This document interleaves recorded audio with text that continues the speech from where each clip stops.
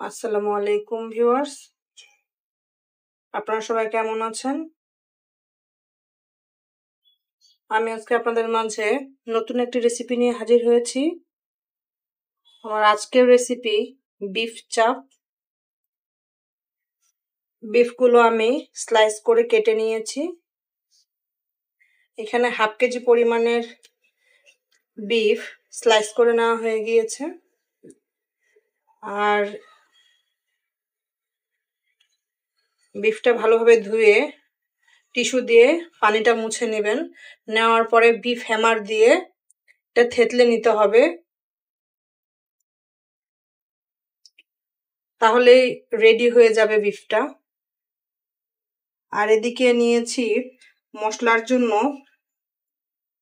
দারচিনি 2 থেকে 3টা, 1 ইঞ্চি 1.5 ইঞ্চি পরিমাণের, সাদা এলাচ, বড় কালো এলাচ, জয়ত্রী 4 থেকে 5টা পাতা, একটা ছোট জয়ফল, শাহি জিরা, গোলমরিচ 1 চা চামচ পরিমাণে, আর এখানে 8 থেকে 10টি লবঙ্গ।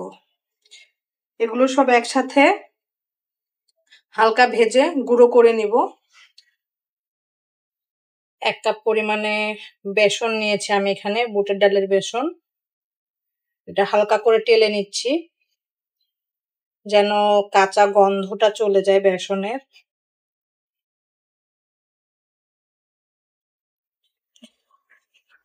বেসনটা আমি হালকা টেলে নিয়েছি, টেলে একটা বাটিতে নিয়ে নিয়েছি যেন কাঁচা গন্ধটা না থাকে।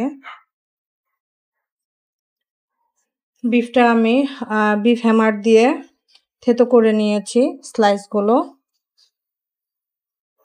দেখতেই পাচ্ছেন আমার বিফের স্লাইসগুলো। তো এখানে নিয়েছি আমি পেঁপে বাটা স্কিন সহ। এখানে যে গোটা মশলাগুলো দেখিয়েছিলাম সেগুলো গুঁড়া করে নিয়েছি। এ তো বেসন টালা, আর এখানে আছে আদা রসুন বাটা, তারপর এখানে আছে আমার সয়া সস, লাগছে লেবু আর স্বাদমতো লবণ। তো প্রথমে আমি এখানে দিয়ে দিব পরিমাণ মতো লবণ।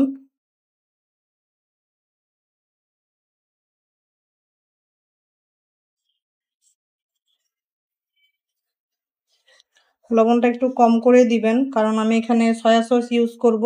তো সয়া সসে তো সল্টি সিস্টেম, তো এই জন্য আমরা লবণটা একটু কম দিব, বুঝে শুনে দিব। আর সয়া সস দিব আমি এখানে 1 টেবিল চামচ পরিমাণে।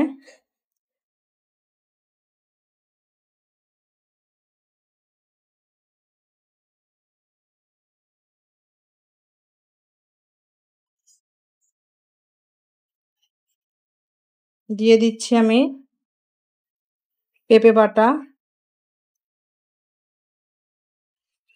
1 থেকে 1.5 চা চামচ পরিমাণে দিলেই হয়ে যাবে। পেঁপে বাটাটা দিলে বিফের টেন্ডারাইজারটা ঠিক থাকে। দিয়ে দিব গুঁড়ো করে রাখা মশলা 1 টেবিল চামচ পরিমাণে দিলে হয়ে যাবে। অবশিষ্টটা আপনারা স্টোরেজ করে রাখতে পারেন।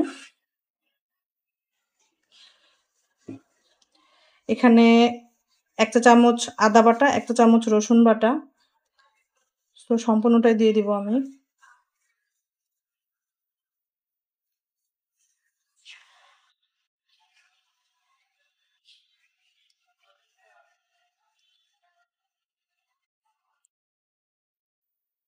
এক টেবিল চামচ পরিমাণের লেবুর রস,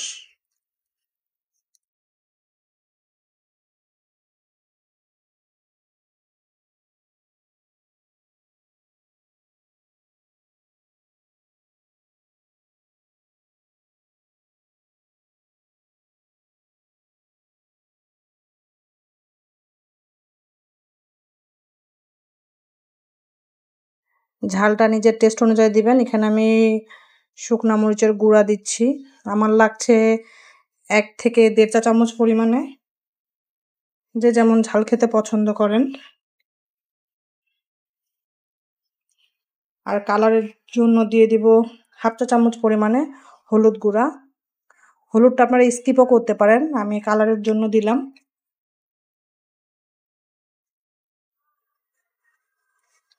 সব এখন একসাথে মিক্স করে নিব।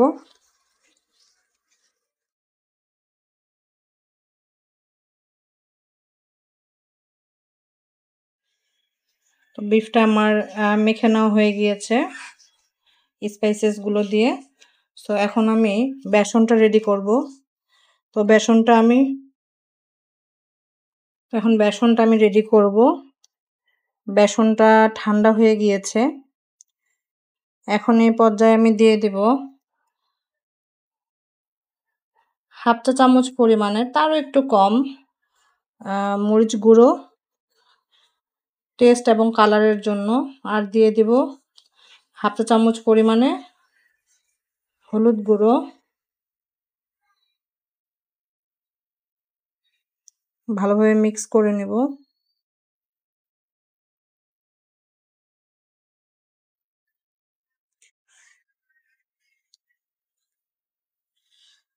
টেস্টের জন্য দিয়ে দিব 1 পিঞ্চ সল্ট।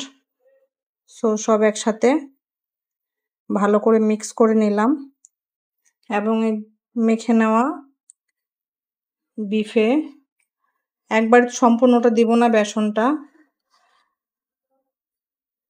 প্রথমে আমি 2 টেবিল চামচ পরিমাণে নিয়ে মেখে নেব।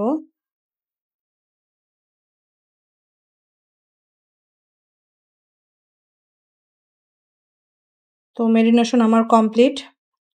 এখানে আমার বেসনটা লেগেছে 3 টেবিল চামচের মতো। আপনাদের বিফের পরিমাণ অনুযায়ী আপনারা বেসনটা অ্যাড করবেন। সো এটা এখন রেস্টে রেখে দিব নর্মাল ফ্রিজে। ফ্রিজে রাখলে ম্যারিনেশনটা খুব ভালো হয়। আপনারা চাইলে ওভারনাইট ম্যারিনেশন করে রাখতে পারেন।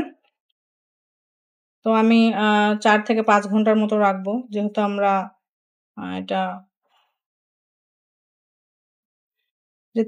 রাতে এটা আমরা পরিবেশন করব গেস্টের জন্য। সো 4 থেকে 5 ঘন্টায় রাখবো রেস্টে। তো ফিরে আসছি আমরা কিছুক্ষণ পরে।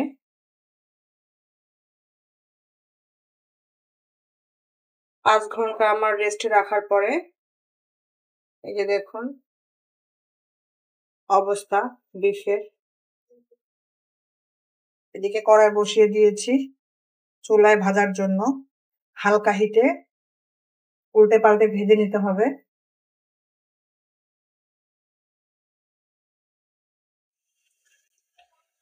তো এইভাবে আমি কড়া কড়া করে ভেজে নিয়েছি, লাল লাল করে। তো অবশ্যই বাসায় ট্রাই করে দেখবেন। লুচি বা রুটির সাথে বা পরোটার সাথে খেতে অনেক ভালো লাগবে। আজ এ পর্যন্তই। আল্লাহ হাফেজ।